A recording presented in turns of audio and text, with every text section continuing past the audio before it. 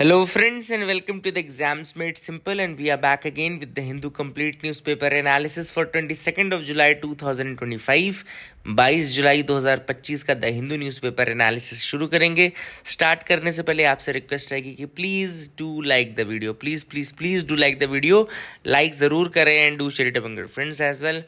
एक और चीज़ बता दूं मैं, बहुत बड़ी बात नहीं है, बट अमेज़ॉन पे किंडल एडिशन में मेरी एक किताब आ गई है, the hollow cage a journey beyond meaning.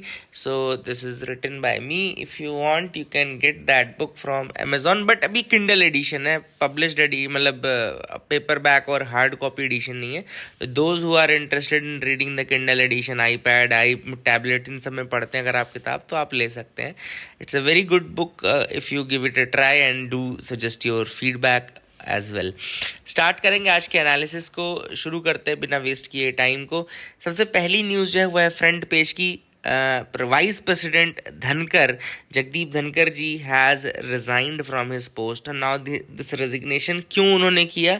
Because of his health issues. उन्होंने कहा कि हेल्थ के लिए टाइम देना है मुझे, and the resignation was under accordance with article 67A of the constitution. 67 subsection A, ठीक है। तो ये भी आप याद रखिएगा, आर्टिकल 67 में है रेजिग्नेशन के बारे में।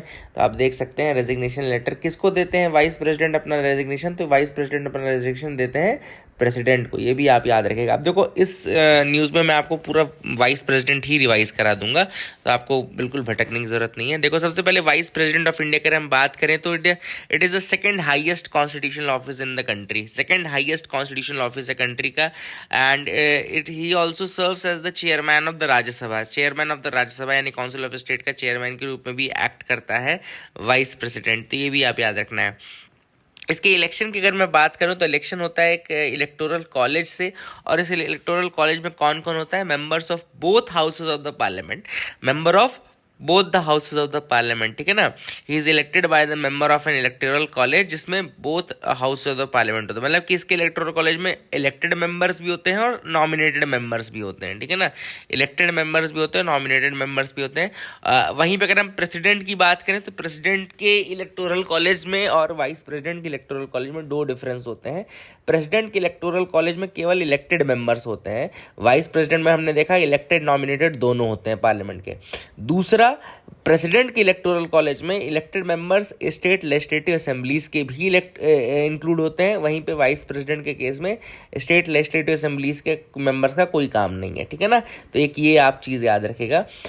एलिजिबिलिटी क्राइटेरिया वाइस प्रेसिडेंट का अगर हम देखें तो a person should be a citizen of India, he should have completed 35 years of age, he should be qualified for election as a member of a Rajya Sabha, and he should not hold any office of profit under the union government or any state government or any local authority or any public authority। तो याद रखिएगा ये चार conditions हैं। Citizen, as 35 याद रखिएगा, है ना, इंपॉर्टेंट है। कई बार लोग कंफ्यूज होते हैं 25, 30, 35 में, तो याद रखिएगा वाइस प्रेसिडेंट बनने के लिए जो एज है वो 35 चाहिए।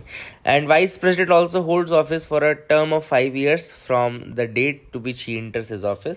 However he can resign from his office any time by addressing the resignation to the president, जैसा मैंने आपको बताया। वाइस प्रेसिडेंट 5 साल से ज़्यादा भी टर्म के लिए भी ऑफिस होल्ड कर सकता है। कई बार जैसे until the successor assumes charge, जब तक उसका सक्सेसर नहीं आता है तब तक वाइस प्रेसिडेंट एज्यूम करता है चार्ज को, इवन इफ 5 साल बीत चुके हों तो भी, ठीक है ना। And he is also eligible for re-election to the office, re-election के लिए भी एलिजिबल रहता है। He may be elected any number of times, कितने भी बार वाइस प्रेसिडेंट बन सकते हैं। एंड सबसे इंपॉर्टेंट पार्ट आपको बता दूं, वैकेंसी जब आती है वाइस प्रेसिडेंट की, यानी कि वाइस प्रेसिडेंट का ऑफिस जब खत्म होता है, चाहे तो 5 साल का टर्म कंप्लीट करने के कारण हो या फिर रेजिग्नेशन, रिमूवल या डेथ, तो एक बहुत इंपॉर्टेंट चीज़ है जो कि लिखी हुई है कॉन्स्टिट्यूशन में।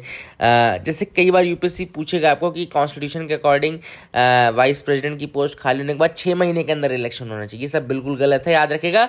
कॉन्स्टिट्यूशन में मेंशन्ड है एज सून एज पॉसिबल। देखो ये एग्जैक्ट वर्डिंग लिखी हुई है, if the office fall vacant by resignation, removal, death और otherwise, then the elections to the vacancy should be held as soon as possible. मतलब क्या कोई टाइम पीरियड नहीं दिया गया है कॉन्स्टिट्यूशन में, लेकिन लिखा गया है as soon as possible.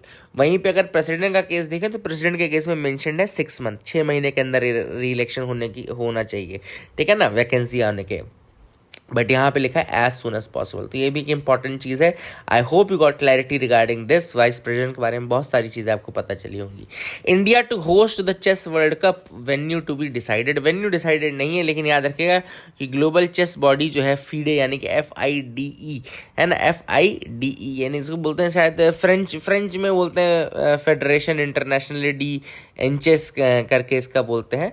And इसने कंफर्म किया है कि India would be hosting the chess world cup later this year, यानी 2025 में ही चेस वर्ल्ड कप जो होगा वो इंडिया में होगा। तो ये आप याद रख लीजिए, 2025 का वर्ल्ड कप ऑफ चेस ये इंडिया में होने वाला है। वेन्यू भी डिसाइडेड नहीं है।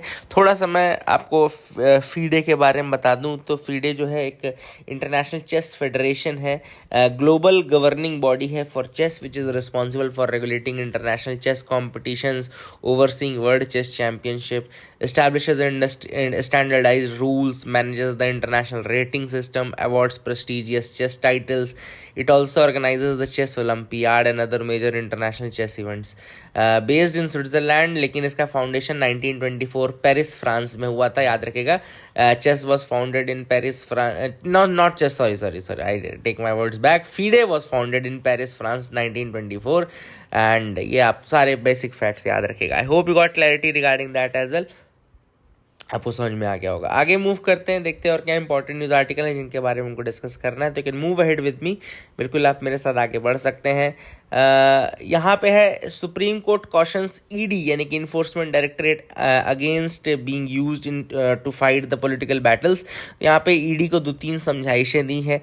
2 न्यूज़ बैक टू बैक आप देखेंगे कि ED क्रॉसिंग द लिमिट्स से supreme court on issue of summoning lawyers में बोल रहा हूँ, तो लॉयर्स को समन करने के कारण भी ED को सुप्रीम कोर्ट ने सुना है। और ये भी कहा है कि भैया पॉलिटिकल पार्टीज़ का पॉलिटिकल बैटल्स के लिए टूल की तरह मत यूज़ हो। इन्फोर्समेंट डायरेक्टरेट की बात करें तो इंडिया की स्पेशलाइज्ड फाइनेंशियल इन्वेस्टिगेशन एजेंसी है which is responsible for enforcing economic laws and combating financial crimes. तो इकोनॉमिक लॉज को इन्फोर्स करना और कॉम्बैट करना फाइनेंशियल क्राइम्स को, दोनों ही काम है ED के। प्राइमरली फोकस करता है preventing and investigating money laundering and violation of foreign exchange regulations. तो मनी लॉन्ड्रिंग और फॉरेन एक्सचेंज रेगुलेशंस के वायलेशंस को ज़्यादातर हैंडल करता है। डिपार्टमेंट ऑफ रेवेन्यू के अंतर्गत आता है, मिनिस्ट्री ऑफ फिनेंस में, हेडक्वार्टर इसका न्यू दिल्ली में। ठीक है ना, ये आप बेसिक फैक्ट्स याद रखिएगा। अब सबसे पहले अगर हम ED की बात करें तो 2 मेन एक्ट्स है जिनको ये मतलब जिनको केटर करता है। पहला है फॉरेन एक्सचेंज मैनेजमेंट एक्ट 1999 यानी कि फेमा एक्ट ऑफ 1999, और दूसरा है prevention of money laundering act 2002, PMLA act of 2002। Financial crimes को इन्वेस्टिगेट करता है जिसमें कि contravention of foreign exchange law हुआ हो या मनी लॉन्ड्रिंग हुई हो या एक दूसरे इकोनॉमिक ऑफेंसेस हुए हो। हालांकि इकोनॉमिक ऑफेंसेस के लिए दूसरी बॉडीज़ भी हैं, बट ED ये काम करती है मेनली। ठीक है, इसके अलावा फ्यूजिटिव इकोनॉमिक अफेंडर्स एक्ट के अंतर्गत भी ED को पावर दिया गया है कि वो अटैच एंड कन्फिस्केट कर सकती है properties of the economic offenders who have fled the country. Economic offenders आप जानते हैं ना, फ्यूजिटिव इकोनॉमिक अफेंडर्स का मतलब ये होता है कि जिन्होंने इकोनॉमिक कोई क्राइम किया हो इंडिया में और यहाँ के लीगल सिस्टम को इवेड करने के लिए यहाँ से भाग गए हो, तो इसलिए फ्यूजिटिव इकोनॉमिक अफेंडर एक्ट 2018 आया था। ठीक है ना, तो आप याद रखिएगा ये सारी चीज़ें। ED का फॉर्मेशन 1956 में हुआ था, तब इसका नाम इन्फोर्समेंट यूनिट रखा गया था। बाद में इसको डायरेक्टरेट ऑफ इन्फोर्समेंट यानी कि इन्फोर्समेंट डायरेक्टरेट बोल दिया गया। पहले ये बना था इकोनॉमिक अफेयर्स डिपार्टमेंट के अंदर, डिपार्टमेंट ऑफ इकोनॉमिक अफेयर्स, बाद में इसको डिपार्टमेंट ऑफ रेवेन्यू के अंदर शिफ्ट कर दिया गया। ये सारी चीज़ें आप याद रख सकते हैं। I hope you got clarity regarding that as well. आगे मूव करते देखते और क्या इंपॉर्टेंट न्यूज़ आर्टिकल है जिनके बारे में हमको डिस्कस करना है। तो you can move ahead with me. अगला टॉपिक है इम्पीचमेंट। जस्टिस वर्मा का इम्पीच, जिनके घर में नोट ही नोट मिले थे, घर जल रहा था और नोट ही नोट मिल रहे थे, तो जस्टिस वर्मा का इम्पीचमेंट की प्रोसेस जो है वो पार्लियामेंट में शुरू होने वाली है। थोड़ा सा मैं इम्पीचमेंट के बारे में आपको बता देता हूँ। Let me tell you about that. Impeachment procedure की अगर हम बात करें तो रिमूवल मोशन जो होता है पहले साइन होता है by 100 members in case of Lok Sabha and then 50 members in case of Rajya Sabha. ठीक है ना, पहले वो स्पीकर चेयरमैन को एक रिमूवल मोशन दिया जाता है। इसके बाद मोशन अगर एडमिट हो गया तो 3 मेंबर कमेटी बनती है to investigate into the charges है ना, 3 member committee. If the committee finds the जज to be guilty of the charges, अगर कमेटी को लगता है कि जज गिल्टी है, अच्छा चार्जेस दो ही चेक करते हैं, मिसबिहेवियर और प्रूव्ड इनकैपेसिटी मिसबिहेवियर का, तो फिर हाउस जो है जहाँ पे मोशन इंट्रोड्यूस हुआ है वो फिर टेकअप करता है कंसिडरेशन ऑन द मोशन, ठीक है। उस मोशन में फिर वोटिंग होती है स्पेशल मेजोरिटी, है ना, यानी कि majority of total membership of the house and majority of not less than 2/3 members present in voting. एक तो टोटल मेंबरशिप का मेजोरिटी यानी 50% of total membership and not less than 2/3 of present in voting also. अगर house ने जिसने introduce किया था resolution को, अगर उसने मेजॉरिटी से पास कर लिया मोशन को स्पेशल मेजॉरिटी से, तो फिर वो सेकंड हाउस में जाता है, वहाँ पे भी स्पेशल मेजॉरिटी से पास होता है। फिर उसके बाद इसको प्रेसिडेंट को दे दिया जाता है for the removal of, presented to the president for removal of जज, एंड प्रेसिडेंट जब उसको पास कर देता है, ऐसा साइन कर देता है, तो जज को रिमूव किया जाता है, ठीक है ना। तो ये सारी प्रोसेस आपको मैंने बता दी। I hope you got clarity regarding that as well. NISAR, first joint satellite of NASA and ISRO, scheduled to be launched on July 30। तो यहाँ पे जुलाई 30 में लॉन्च होगी निसार। ये निसार बहुत इंपॉर्टेंट है। It is the first joint satellite of NASA, national aeronautics and space administration, and ISRO यानी कि Indian space research organisation. And ये लॉन्च होगी from Satish Dhawan space centre Sriharikota, and GSLV F-16 rocket जो है वो इसको इंजेक्ट करेगा synthetic aperture radar satellite into a NISAR, ये ना NASA ISRO synthetic aperture radar satellite. तो 743 किलोमीटर सन सिंक्रोनस ऑर्बिट में इसको रखा जाएगा, है ना, सॉर्ट ऑफ पोलार सैटेलाइट आप मान सकते हैं, है ना। तो सन सिंक्रोनस अपर्चर रडार सैटेलाइट है जिसको कि सन सिंक्रोनस ऑर्बिट में रखा जाए, sorry synthetic aperture radar satellite है जिसको सन सिंक्रोनस ऑर्बिट में रखा जाएगा 743 किलोमीटर में। इसका वेट लगभग 2392 किलोग्राम है। यूनिक ऑब्जर्वेशन सैटेलाइट है क्योंकि 2 बैंड में काम करती है, डुअल फ्रिक्वेंसी बैंड में काम करती है। एक तो नासा ने एक बैंड लिया है और दूसरा इसरो ने एक बैंड लिया है। इसरो ने S बैंड लिया है और इसरो का S बैंड है, और नासा का कौन सा बैंड है, L बैंड है। नासा ने L बैंड की फ्रीक्वेंसीज ली हैं, ठीक है ना। सो इसके काम क्या क्या रहेंगे वो देख लेते हैं एक बार। काम करेंगे, इट विल एक तो इंटायर ग्लोब को मॉनिटर करेगा, all weather day and night data देगा at 12 day intervals, enable a wide range of application. It can detect even small changes in the earth surface, जैसे कि ग्राउंड डिफॉर्मेशन कहीं हो रहा है, sheet movement, ice sheet movement कहीं हो रही है, वो सारी चीज़ें डिटेक्ट कर लेगा।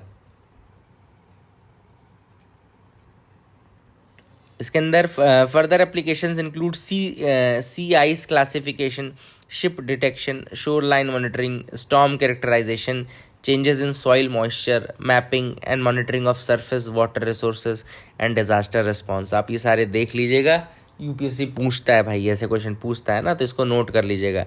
क्या क्या एप्लीकेशन है, सी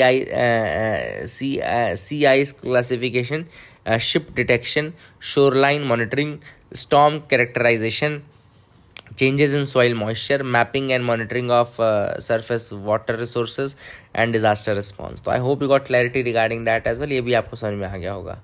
आगे मूव करते हैं। यहाँ पे new deep sea mining rules lack consensus despite pressure from US।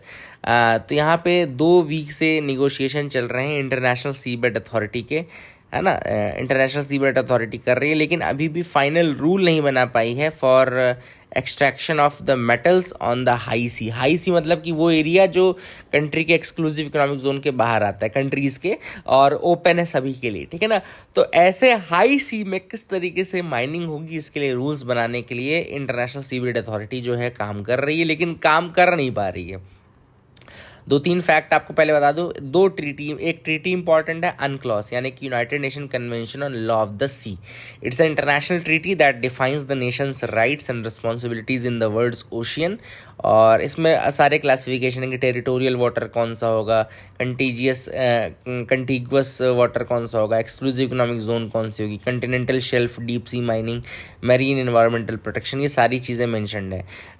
अनक्लॉस adopt हुई थी 1982 में, फोर्स में आई थी 1994 में। इसको law of the sea treaty भी कहा जाता है, law of the sea treaty भी कहा जाता है। टोटल मेंबर्स 169 प्लस हैं, एंड EU भी इसका मेंबर है। US इसका मेंबर नहीं है, याद रखिएगा, अनक्लॉस का US मेंबर नहीं है। India is a party to UNCLOS, yes India member है। और 1995 में हमने रेटिफाई कर दिया था, साइन हमने 92 में ही कर दिया था, ठीक है। इसी के अंतर्गत एक बॉडी है जो कि इसको बोलते हैं International Seabed Authority, autonomous organization है, अनक्लॉस के अंतर्गत बनाई गई है, basically to regulate the exploration and exploitation of mineral resources in area, यानी कि deep seabed beyond the national jurisdiction, high seas, इन सब के लिए इंटरनेशनल सी बेड अथॉरिटी बनाई गई है। हेडक्वार्टर आईएसए का जो है वो किंगस्टन जमैका में है, याद रखिएगा, headquarter is in Kingston Jamaica. 1994 में ये बॉडी इस्टेब्लिश हुई थी। लाइसेंस प्रोवाइड करती है डीप सी माइनिंग का, इन्वायरमेंटल प्रोटेक्शन मेक श्योर करती है। It also shares marine technology with developing countries and all. India is a member of ISA also, pioneer investor का स्टेटस है India के पास। तो ये सारी चीज़ें आप याद रखिएगा। आगे मूव करते हैं। एडिटोरियल पार्ट आप स्किप कर सकते हैं, कोई भी अच्छा नहीं आया, बिल्कुल एग्जाम पॉइंट ऑफ व्यू से अच्छा नहीं है, जबरदस्ती पढ़ना है तो पढ़ लेना। What is the legal status of right to vote. अब बात कर लेते हैं राइट टू वोट के लीगल स्टेटस की। तो यहाँ पे ऑथर ने देखो सिंपल से बताया कि 3-4 तरीके के राइट्स होते हैं। पहला तो एक होता है नेचुरल राइट्स। नेचुरल राइट्स मतलब कि जो इनहेरेंट होते हैं, बाय बर्थ आपको मिल रहे हैं, आप ह्यूमन बींग्स के रूप में जन्म ले रहे हो, तो नेचुरल राइट्स हैं वो आपके अंदर डेवलप हो रहे हैं। तो right because of the nature of you being a human, यहाँ पे राइट टू लाइफ आपको होता है, जैसे है ना, and right to liberty, these are actually natural rights, है ना, they are natural rights, natural rights, ठीक है, जो इनहेरेंट होते हैं, इनएलिएनेबल, आपसे हटाए नहीं जा सकते। दूसरे जो राइट्स होते हैं वो होते हैं फंडामेंटल राइट्स। ये भी आपको पता है, फंडामेंटल राइट्स जो हैं गारंटीड हैं part 3 of the constitution. Part 3 में गारंटीड जो राइट्स हैं वो फंडामेंटल राइट्स हैं, जैसे कि इसमें आपने आर्टिकल 19 पढ़ा, 18 पढ़ा, 17 पढ़ा, 16 पढ़ा, 15, 14, है ना, ये सारे फंडामेंटल राइट्स हैं। इसके अलावा कॉन्स्टिट्यूशनल राइट्स भी होते हैं। कॉन्स्टिट्यूशनल राइट्स वो होते हैं जो मेंशन्ड होते हैं कॉन्स्टिट्यूशन में, लेकिन पार्ट 3 में नहीं रहते हैं। याद रखिएगा, ऐसे राइट्स जो कॉन्स्टिट्यूशन में मेंशन्ड तो हैं बट पार्ट 3 में नहीं है, पार्ट 3 के बाहर है। जैसे कि आपका right to property, free trade and no taxation without the authority of law, ये सारे जो हैं ये basically they are mentioned in the constitution but they are not in part 3, therefore they are called constitutional rights। और एक right होता है statutory legal right, याद रखिएगा, स्टैट्यूटरी और लीगल राइट जिसको हम बोलते हैं, जो कि आपको जिसका जो आपको मिलता है किस बेसिस पे, basically you get them from various acts and all, MNREGA के थ्रू आपको मिल रहा है या फिर आपको फॉरेस्ट राइट्स एक्ट के थ्रू मिल रहा है,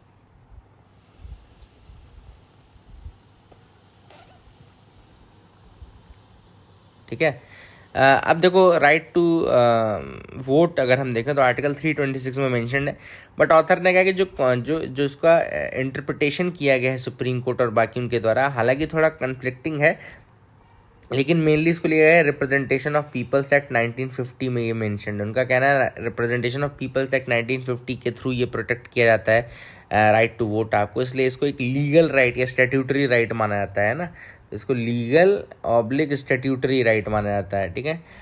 यहाँ पर जो ऑथर है उनका ये कहना है कि सुप्रीम कोर्ट जो है, चूँकि राइट टू वोट कॉन्स्टिट्यूशन में मेंशन्ड है आर्टिकल 326 के अंतर्गत, तो सुप्रीम कोर्ट माइट कंसीडर, देखो यहाँ पे लिखा हुआ है, सुप्रीम कोर्ट में consider elevating the status of right to vote into constitutional right, इसको एक एलिवेट कर देना चाहिए और एक कॉन्स्टिट्यूशनल राइट डिक्लेयर कर देना चाहिए, मतलब कि अभी स्टैट्यूटरी लीगल राइट के रूप में ये आप लेंगे, ठीक है। तो I hope you got clarity regarding that as well. आगे मूव करते हैं। Index of 8 core industries grew at a 3 month high. 8 core industries कौन कौन सी बात कर लेते हैं। पहली कोल, दूसरी क्रूड ऑयल, तीसरी है नेचुरल गैस, चौथी है रिफाइनरी प्रोडक्ट्स, सबसे अधिक वेटेज इसी का है रिफाइनरी प्रोडक्ट्स का 28.04% है, ठीक है ना, मतलब इंडेक्स ऑफ कोर में अगर हम देखें तो। देन फर्टिलाइज़र सबसे कम है आई थिंक 2.63%, स्टील का है 17.92, सीमेंट का है 5.37, इलेक्ट्रिसिटी का है 19.85। तो I hope you got clarity regarding the 8 core industries, आप इनको याद रखिएगा, है ना। तो I hope you got clarity. आगे मूव करते हैं, देखते हैं और क्या इंपॉर्टेंट आर्टिकल्स हैं, तो अब तो ऐसा कुछ खास नहीं लग रहा है मुझे। Okay, so that is it for the day friends. I hope you like the video, please like and subscribe. Thank you and have a nice day.